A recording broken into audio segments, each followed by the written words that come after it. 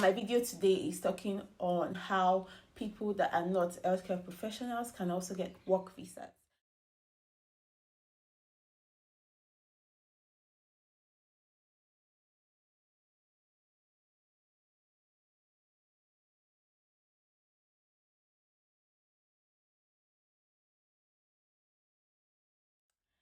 Hello guys, welcome back to my channel. My name is Buchi. Welcome to Buchi's Lifestyle. If you're here for the first time, thank you for stopping by. And if you haven't already, please subscribe to my channel. Don't forget to give this video a thumbs up, leave a comment, and yeah, watch till the end.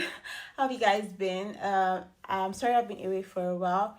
I promise you it's for a good cause. I had to take some exams that required my time and literally all of my energy, but I'm back now, and yeah, I'm here to stay. Okay, so in today's video I'm going to be talking about getting a tier 2 work visa, which is now called the skilled workers visa. I'm sure we already know the popular route for doctors and nurses getting these visa and coming to the UK. If you don't already know that, leave a comment in the comment section below if you want me to make a video on that, and I could do that, and I could definitely do that. But on my video today, I want to talk about other jobs that you can get and still be able to get a tier 2 work visa, even though you are not a doctor or a nurse. So this visa route is not just for healthcare professionals. There are also other jobs for other people. So I thought to make a video on that. Seeing especially how much people reached out to me from my immigration, how I immigrated to the UK video. If you haven't already, I'm going to put a link to that in this video so you can check that out if you haven't seen that already. So I thought, why not make a video on how other people that are not doctors and nurses rather can get a work visa and emigrate to the UK with their families. Now, before I dive into that, I thought it was important to state the requirements for you to have before you can even apply for this visa. I have a few things written down in my notes, so I may just look down a bit to see what I have there, so I'm giving the right information. So the tier 2 work visa has now been replaced with a type of visa called skilled workers visa. It still means the same thing, but since the Brexit thing with the UK, they've kind of opened the routes for like more people to be able to migrate to the UK and renamed the tier 2 work visa skilled workers visa. There's really no difference. It's just a name change. Now, to qualify for a skilled worker visa, you must work for a UK employer that has been approved by the Home Office. You must have a certificate of sponsorship from your employer with information about the job role that you've been offered in the UK. You must do a job that is on the list of eligible occupation, and you must pay a minimum salary. I'm going to talk about salary right after this. And lastly, you must write IELTS exams, the general type, not the academic. Now, for the salary part, you must earn a certain amount of money, or you must be able to earn a certain amount of money for you to apply for this visa. Not the money you earn where you are, the money you earn when you get to the UK. So how much you were told you will be paid by your employer. Now, the least amount you could earn to get this visa is £25,600 per year, or £10, 10 pence, it's £10.10 per hour, or the going rate for the type of work you will be doing, whichever one is higher. So I'll just explain what that means. So you need to earn 25,600 or £10.10 or the going rate.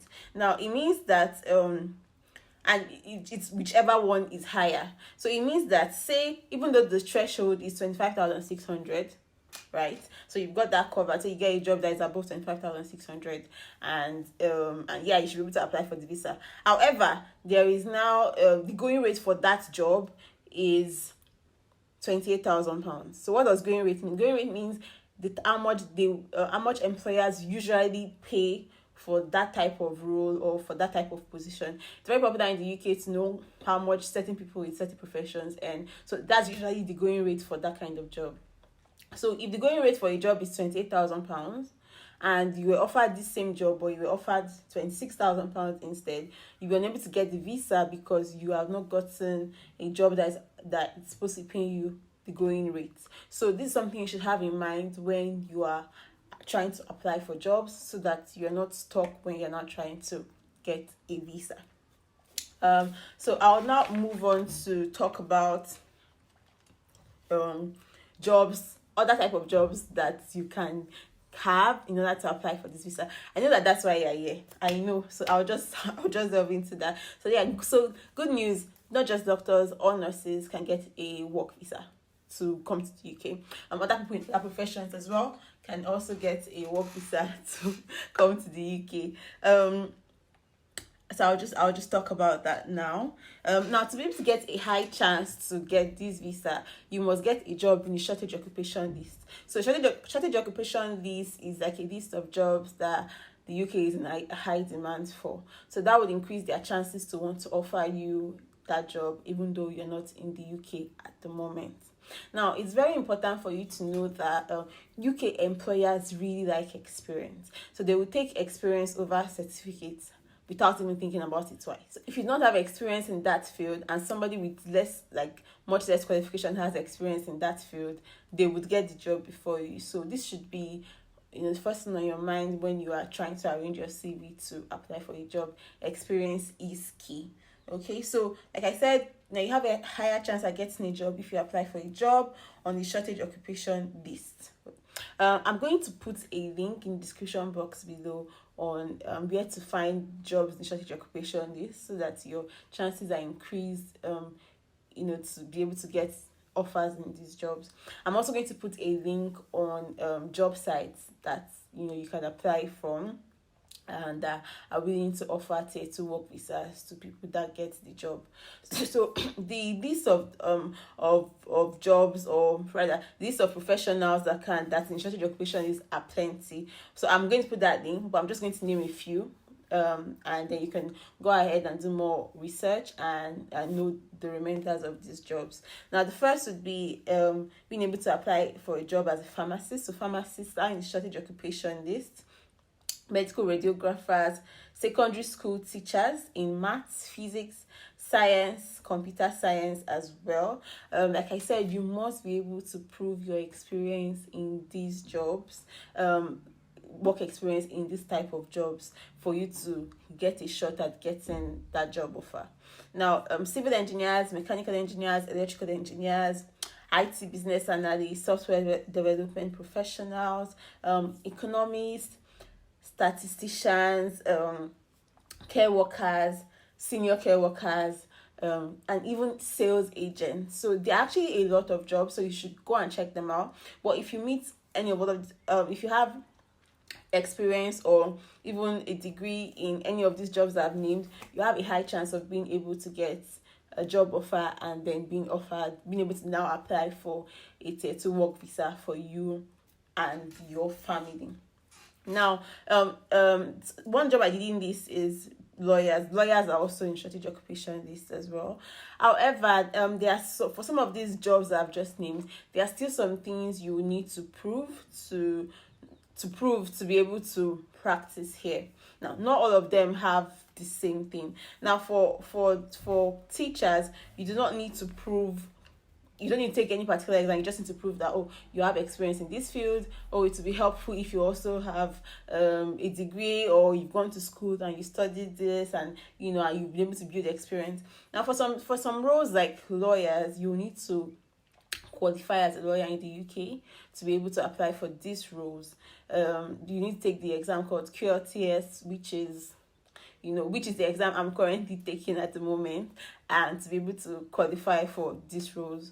So you should also make further inquiries to know if you can simply just apply with your experience and your skill or your degree, or you need to take further exams in order to be able to prove that you can work in the UK in that role. So even for doctors as well, they need to take some exams. Even for nurses, they need to take some exams as well. But it's definitely worth doing if you are certain that after taking the exams, getting a job will not be a problem. So make further research to know if for your required field, or after going through the link I'm going to put, or this thing to me, you realize that, oh, I do have experience in this field, and what else do I need to prove to be able to get a job. Like I said earlier, please do not forget about the need to build your CV to prove that you have experience. Experience is such a big deal with UK employers.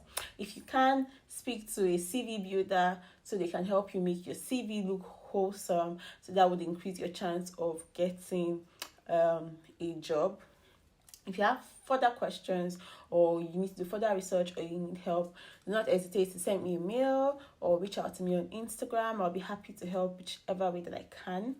I intend to be making more videos on how to get a UK visa. So today I dealt with getting a work visa for professionals that are not doctors or nurses. After now, I'm going to be talking about getting a spousal visa, getting a school visa, getting a tourist visa, and so on and so forth. If there's any particular video you want me to make, or you want me to make first, leave a comment in the comment section below, and I will do some research and make a video on that. If you need help applying for your visa, or you just need insight on something, do not hesitate to reach out to me. I would be very, very, very happy to help as much as I can. And lastly, if you or anybody else needs to speak to an immigration lawyer, or needs help with their immigration to the UK, also send me a mail. I am not the immigration lawyer, at least not yet, but I do have friends that are immigration lawyers, and they will be able to help you out. So just send me a mail, and then we talk about it and move on from there. I hope you've thoroughly enjoyed my video today. Please do not forget to like this video, leave a comment, let me know what you think. If you know anybody else that is not a doctor or a lawyer that has gotten a UK visa, also leave that in the comment below, as I will encourage other people. And if you have any questions, do not hesitate to ask. So thank you, and give this video a thumbs up. So I'll see you in my next video. Thank you so much for watching. Bye bye.